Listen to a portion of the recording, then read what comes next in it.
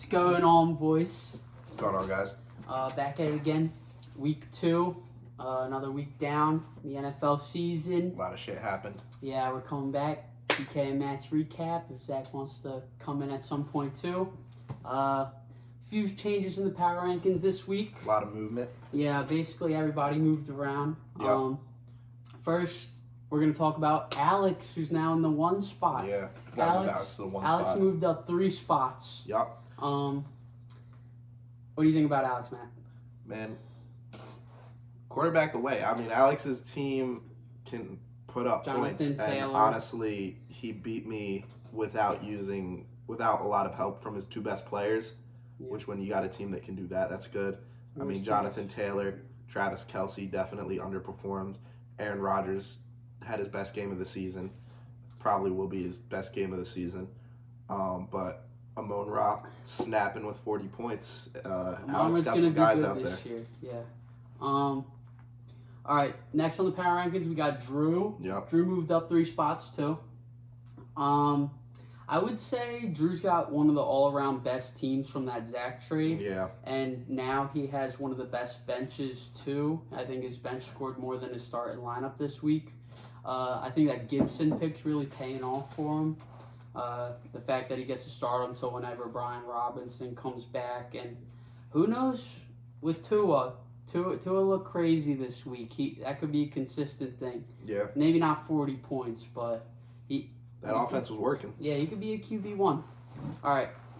Next, Matt, we got you in the power rankings. Yeah, I moved down 2 spots. Rest in peace, Trey Lance. The second time Dak Prescott broke his ankle on me. Trey Lance broke his ankle on me. And ETN isn't getting the workload that I was hoping he would get. James Robinson came back a lot sooner than I thought he would, and he's doing really well. I don't think that's going to be the trend that follows the rest of the season. I think that ETN gets a lot of valuable touches out of the backfield, catching the ball, and he'll get more as the season goes on. He'll also get more involved in the red zone, in my opinion. But, I mean, other than that, I still have a crazy wide receiver core, Saquon Barkley, so I'll figure it out at quarterback. All right, next we have Nate Dogg. Not for any particular reason. I think he moves down. 2 spots? Only 1 spot. 1 spot. Nate moves down 1 spot in the power rankings this week. That's just because Drew got better. Yeah, that's the only reason. Some people made some good moves. He still got one of the best stacks. Still has to figure out the RB2 spot. Goddard looks fine. Terry's fine. Cortland Sutton looks like exactly what I thought he'd be. Maybe needs to work on the bench a little bit, but other than that, Nate's team's fine. Yeah, Diggs and Allen will carry him. All right, 5th we got Chuck. Yeah, I mean, Chuck's got a pretty solid team put together. We don't know if James Conner is going to play this week, but having Eckler, James Conner when they're healthy. Pittman. Yeah, I mean, Chuck's got a little bit of the injury bug right now, but Jalen Waddle finally popped off. Yeah. It seems like Chuck can finally believe in the player that he drafted. Instead of crying about it. Yes. Somebody should have moved in on that earlier. But, yeah, I mean, Darnell Mooney is kind of looking like a bust, which sucks. I actually thought Darnell Mooney would be all right this year. Totally. But and overall, Eckler is... Yeah, I mean, you know. He's not exploding. He'll probably do all right. better He'll do weeks. fine. But I didn't like that he had, 9 points going into the got final all those points on the last drive. It's all right, though. All garbage time. And how many times are they going to be like... In garbage time to the Chargers. Yeah, that's true. I don't know. I think he still can finish top 5. Yeah. All right, 6 we have Coates. Coates has an all-around good team. If he decides to keep Godwin and not make any moves, he'll be fine until whenever that happens. He just needs to get by. But Christian Kirk popped off again. Mm-hmm. T. Higgins looks fine. Yep. Javonte and Dick Henry, not doing what he's supposed to do. I don't think anybody expected Coates' weak part of his team to be his running backs, but they turn it around though. Yeah, He's I'm got sure. a really nice team. Or he'll make some moves and he'll get his way back up there. But still a good team. The Elijah Mitchell injury also didn't help anything. Thanks. But 7th we got Josh. What do you think about Josh? Yeah, Josh definitely has a team that can beat any team in the league any given week. his wide receiver core could use some work. I mean, you get some Still DJ Moore. Yeah, you get some level of like consistent like in the teens points, but to me it doesn't look like his top two guys can just put up 30 points any given week, and that's kind of important. But Jalen Hurts for fantasy. Jalen Hurts, that dude. He's a dog. He's been looking good lately. Yeah. And Darren Waller's been fine too. Yeah. Not true. really any holes. Next we got me at 8. Lucky enough to start off 2-0. I'm not going to talk about me too much. Lamar Jackson's that fucking dude. And so is Mark Andrews. 9, we got Z-Quiz. It was close. The 9 to like the 6 areas all real jumbled up together. But he'll be fine. He just needs Keenan back, and he'll probably be right back up in the rankings. Yeah, I mean, once Keenan is healthy, Mike Evans is off suspension. His wide receiver core is pretty solid. I like Mike Evans, Thomas, and Keenan Allen. And he pulled in Dalvin Cook. Oh, and incoming news. Oh, yeah. Zach pulls in Brandon Ayuk. For TJ. It's a good trade. I guess he likes Evan Ingram. We'll see how that goes. Zach do like Evan Ingram. All right, next we got Austin at 10. What do you think about Austin? 2 weeks in a row where Austin's team hasn't done what they're supposed to. Yeah, Russell Wilson and the Broncos haven't looked great, but I think that's scheduled to change. Mike Williams had a great week, but Keenan Allen is coming back. Kyle Pitts has really been underwhelming. Yeah. Aaron Jones snapped. You Russell like to see Wilson that. too. It's a very interesting situation going on in Green Bay, but kind of how I thought it was going to go. Aaron Jones gets a week, A.J. Dillon gets a week, and you can start both of them in fantasy. They're both going to be very good players. Yep. He lost Alvin Kamara last week, so yeah, he's only getting so him much back. you can do with that. Your number one pick. Still looking up for Austin in the upcoming weeks. Yeah, he's got enough talent on his team. Wouldn't be that worried. No. And, Pitts will see better days, in my opinion. 11th, we have Dick Cheese. Captain Dick Cheese. I think we've come to the conclusion that if both of Aiden's receivers don't put up at least 70 points together, he's probably going to lose. Because, for one, he never knows who to start at running back. Yeah. We don't know who the Rams running back is. Doesn't look like Cam Akers. Maybe by the end of the year, but still iffy on that. Freiermuth looks fine. Clyde will be fine. Brady will see better weeks, but like I said, it's just a very mid-team to below par. If Tyreek and Jefferson don't put up all his points, you probably beat Big Cheese. Yeah, I mean, you know what, Aiden, we're kind of clowning on you a little bit for picking Tyreek Hill where you picked him, but it looks that like was a good pick. That was probably Good pick. a good pick, and yeah, your season comes down to what your wide receivers do, so I'd be careful how you use them. All right. Big Meech. Still at 12th, we have Big Meech. Not a lot of movement at the bottom. Yeah. A better week than last week, I'd say. He made a few moves. Devontae Adams will obviously get more than 7 this week, especially against Tennessee. And Amari was very involved. We'll see on Thursday how that goes. I like James Robinson. Iffy on Jacobs. Stafford's still a low QB1. I like Kareem Hunt, though. Hopefully, I would be starting Allen Robinson if I was him, though. But if he can get Judy back, he has Robinson and Devontae. James Robinson and Kareem will be fine at running back. Maybe a few more moves Meech needs to make, and then he'll be up there. Yeah, I mean, his first season jitters. I think by next year you'll have an idea on how to be a better fantasy football player, but fuck it. Learn the lessons this year. All right. Now we're going to get into upsets of the week. Yeah. I want to start with Coates and Drew. Drew's team looks scary, especially after that trade with Zach, now that he has McCaffrey, Jamar. CeeDee's not going to do what he was supposed to do, but he's still good for 10 to 15 a week. Yeah, and Dak's right around the corner. I mean, you got a couple weeks, but when he's back, it'll be a big boost. Yeah, and all Everyone on his bench. He picked up Curtis Samuel. I guess he's a guy this year. Yeah. Um, Curtis Samuel showing flashes of the Panthers. yeah, Cordell, he's sitting. He's got a deep bench. Yeah, Brian Robinson Drew will be probably back in a got few weeks. Top 2 bench in the league. I didn't expect them to lose to Coates, even though Coates has a good team too. There wasn't too many upsets this week. No. Christian Kirk, I think, surprised people again.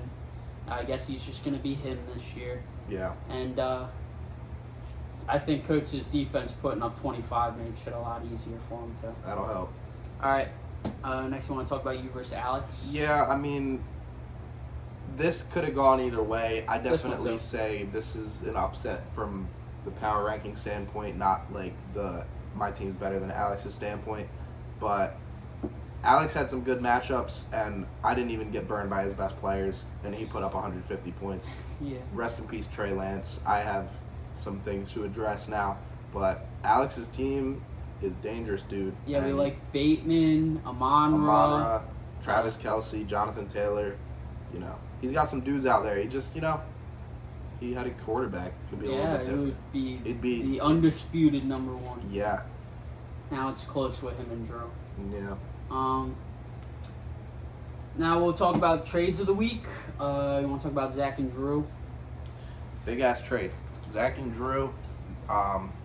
Zach did what he had to do. I mean, we told him Yep. in the last video, make some fucking trades. He didn't even have to watch the video to know that's what he had to do. But he dealt his best player, Christian McCaffrey.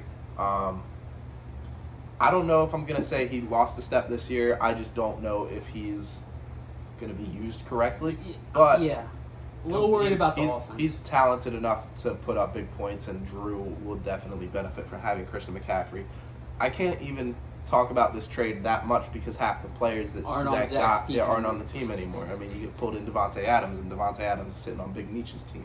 But with all that being said, Zach's team is better than the last video. Definitely better than week 1, and so is Drew. which is and so is Drew's. So I mean, I guess it worked for both of them. yeah. I'll get going on me and Meech. I thought this was a pretty even trade. It was Kareem Hunt and Allen Robinson for Gabe Davis and Zeke. Zeke's been shit in the bed, but I know he'll always score at least one touchdown against the Giants. Hopefully it's not too many, because I would love for them to start the season out fucking 3-0, because who the fuck expected That'd be that? crazy. So I see it as a win-win situation for both of us. Kareem Hunt could finish higher than Zeke this year for sure. But I like Gabe Davis more than Allen Robinson this year because Matthew Stafford's a racist. Yeah. Allen Robinson literally has to wear white sleeves now to try and get the football. It's a shame.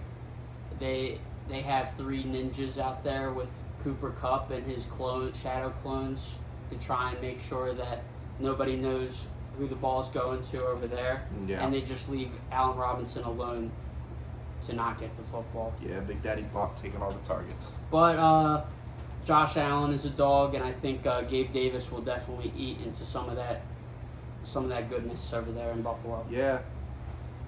Plenty to go around for both teams. All right, now we're going to go players of the week. I'm going to start off with my quarterback this week, Lamar Jackson. This is why I traded for Lamar Jackson. I have a stack now with top 2 tight end and a top 2 quarterback in the league. Yeah.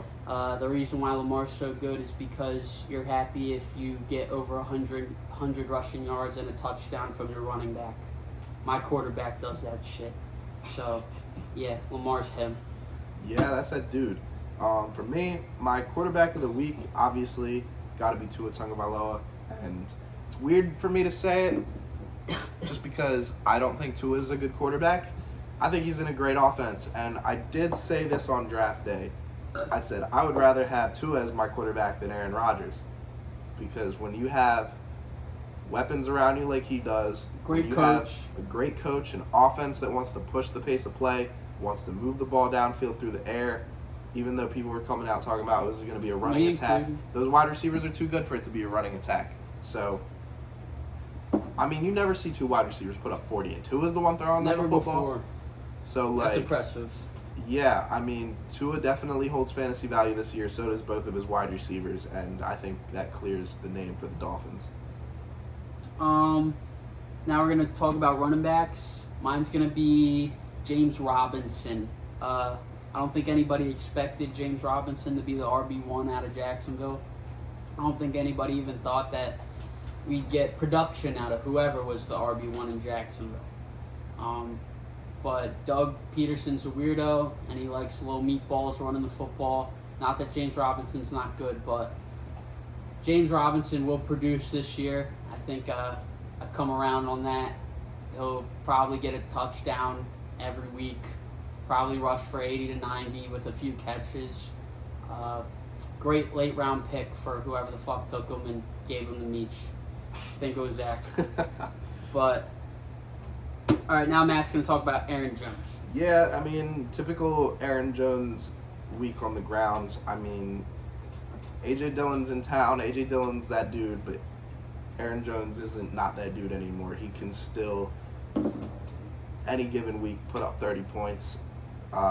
I think the Packers are going to have one of the best run games this year, and you're going to see a lot of that every single week. You're going to see games from Aaron Jones. You're going to see games from A.J. Dillon this week. You can see some from both. You can see some from both, and that's the fun part about that offense is that they, as soon as they decide that they want to run it over like 60% of the time, they're going to, those running backs are going to be like really fucking good. And Aaron Jones just put it up this week. Next, we're going to talk about receivers.